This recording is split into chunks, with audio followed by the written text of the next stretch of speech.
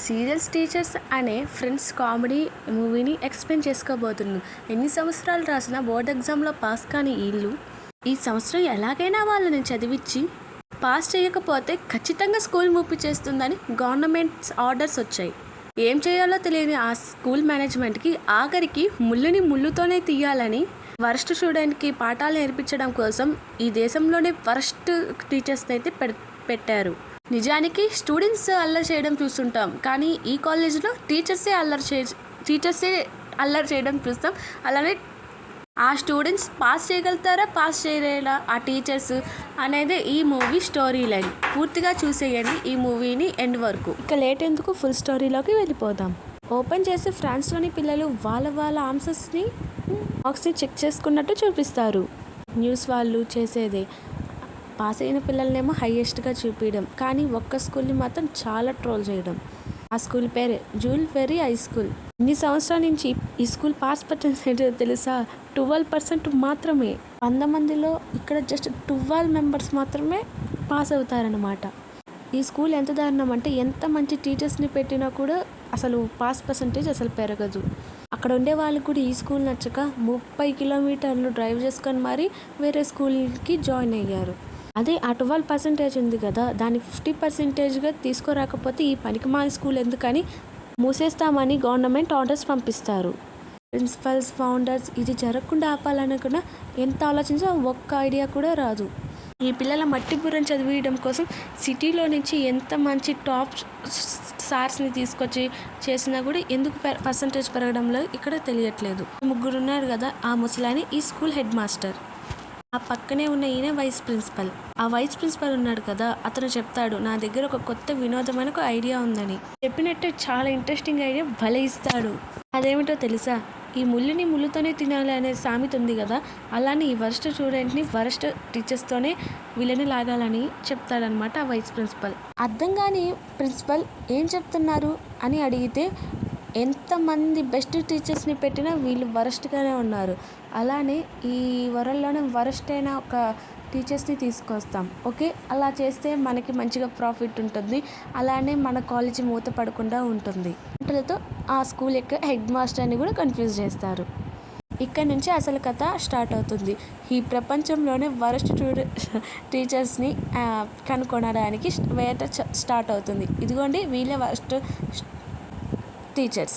ఈమె పేరు గ్లాండీ. ఈమె కోపం వస్తే మనుషుల్ని అసలు స్టూడెంట్స్ లాగా కూడా చూడదు. రెండో టీచర్ పేరు క్యూటీరో. ఛాన్స్ దొరికితే చాలు నిద్రపోతూనే ఉంటాడు ఈ టీచర్. ఈ మూడో టీచర్ పేరే ఇరిక్.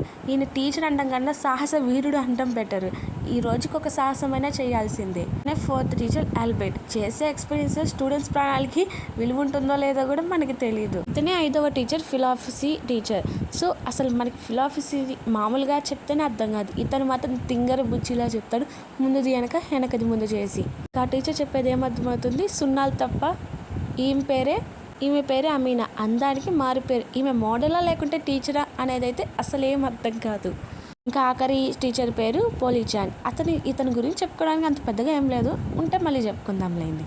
7 గురించి తెలుసుకున్న హెడ్ మాస్టర్కి అయితే చాలా భయం వేస్తుంది.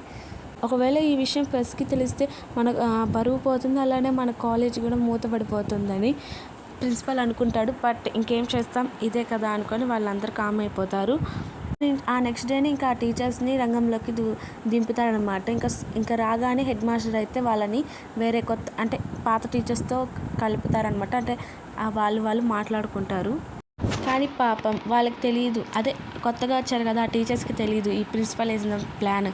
వీళ్ళే తెలివైన వాళ్ళు అనుకొని వీళ్ళే ఇక్కడ తెలివైన వాళ్ళు అనుకుంటున్నారు ఆ వరస్ట్ టీచర్స్.